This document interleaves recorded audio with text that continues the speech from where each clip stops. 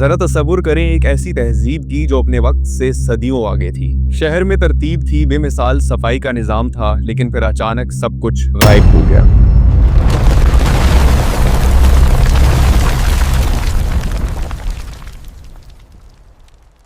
मैं बात कर रहा हूँ मोहनजोदारो की, एक ऐसी तहजीब जो मिट्टी तले दब कर रह गई। क्या मोहनजोदारो सिर्फ एक शहर था या एक ऐसी तहजीब का राज जो आज भी हमें हैरान करता है? इसका उरूज और जवाल हमें यह सिखाता है कि तारीख के बड़े शहर भी एक लम्हे में मिट्टी बन सकते हैं।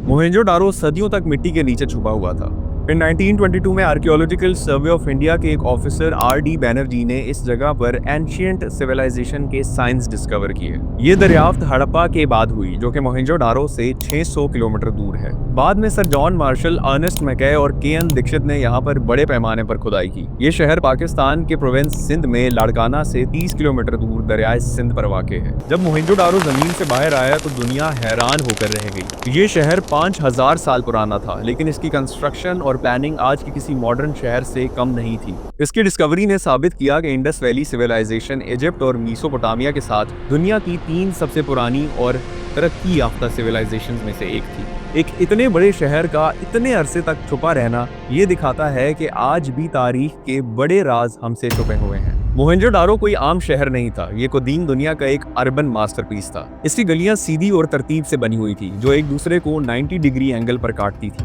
जैसे किसी ने मॉडर्न शहर का नक्शा बनाया हो। शहर को तकरीबन 1 दर्जन ब्लॉक्स या आइलैंड्स में तकसीम किया गया था। हर ब्लॉक का साइज और लेआउट एक प्रॉपर मेजरमेंट के साथ डिजाइन किया गया था। जो चीज सबसे ज्यादा हैरान करती है वो इस शहर की इंजीनियरिंग है। हर घर में बाथरूम था और गलियों के नीचे प्रॉपर सीवेज सिस्टम। ऐसा सफाई का निजाम जो आज भी कई जगहों पर नहीं मिलता। शहर में कई पब्लिक बिल्डिंग्स थी और सबसे मशहूर है ग्रेट बाथ, एक बड़े तालाब जैसा स्ट्रक्चर। ये लगभग 12 मीटर लंबा, 7 मीटर चौड़ा और 2.5 मीटर गहरा था। नॉर्थ और साउथ से 2 सीढ़ियां इसमें उतरने के लिए बनाई हुई थी और दोनों साइड पर एक छोटी सी लेज थी जहां पर लोग खड़े हो सकते थे।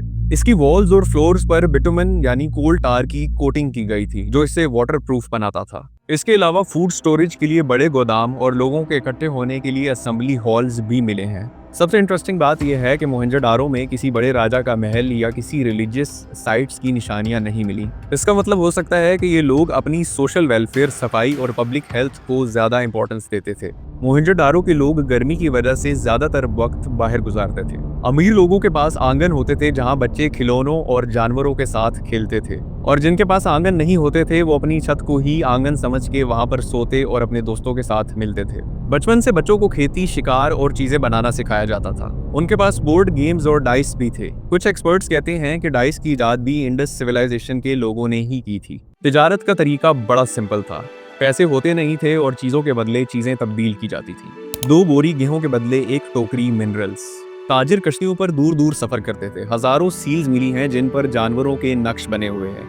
हो सकता है ये लोग इनको इस्तेमाल करके अपनी मिल्कियत और टैक्स दिखाते हों। आर्ट और जेवर भी आम थे। डांसिंग गर्ल का स्टैचू, प्रीस्ट किंग का बस्ट और सोने तांबे के जेवर, ये सबूत हैं कि ये लोग फैशनेबल होने के साथ साथ हुनरमंद भी थे। लेकिन सबसे बड़ा राज है उनकी लिखाई। ये अब तक कोई नहीं पढ़ सका, जिसे इंडस स्क्रिप्ट कहते हैं। जब तक ये समझ नहीं आती हम उनकी असली सोच, अकीदे और तारीख तक नहीं पहुंच सकते। और फिर एक दिन ये अजीम तहजीब और पूरा शहर अचानक गायब हो जाता है।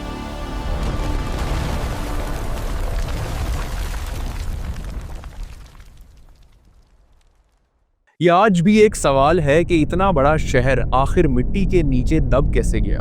एक्सपर्ट्स कहते हैं कि ये शायद कुदरती आफत का नतीजा है, जैसे बड़े ज़लज़ले और बड़े सैलाब। शहर में 30 फीट तक मिट्टी की तहें मिली हैं, जो कि दरिया के पानी या फ्लड्स का सबूत हो सकती हैं। ये इलाका अर्थक्वेक जोन में भी है, जहां ज़लज़ले दरियाओं का रुख बदल कर शहर को डुबो सकते हैं। इस शहर के मिट्टी तले दबने के पीछे एक थ्योरी और भी है। लोगों का मानना है कि दरिया खुश्क हो गए और फार्मिंग मुश्किल होगी, जिसकी वजह से लोग आहिस्ता आहिस्ता ये इलाका छोड़कर कहीं और चले गए।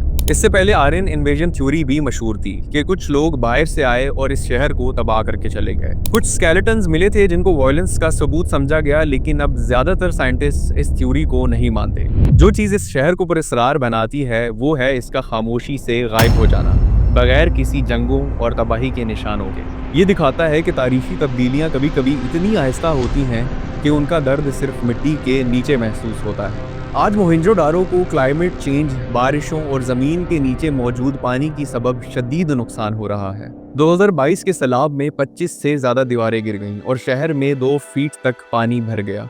यूनेस्को और पाकिस्तान की हुकूमत ने इस शहर को बचाने की बहुत कोशिश की। इमरजेंसी फंड्स और एक्सपर्ट्स भेजे गए, लेकिन क्लाइमेट चेंज की वजह से इस शहर को बहुत ज्यादा नुकसान पहुंच चुका है। आज मोहेंजोदारो हमें ये याद दिलाता है कि अगर हमने माजी से सबक ना सीखा तो कल हमारी तहजीब भी तारीख में खो सकती है। आप क्या समझते हैं कि मोहेंजोदारो जैसा इतना बड़ा शहर कैसे मिट्टी के नीचे दबकर रह गया? कमेंट्स में जरूर बताएं। लेकिन ये कहानी अभी खत्म नहीं हुई, शायद इसका अगला हिस्सा आपके सवाल से शुरू हो।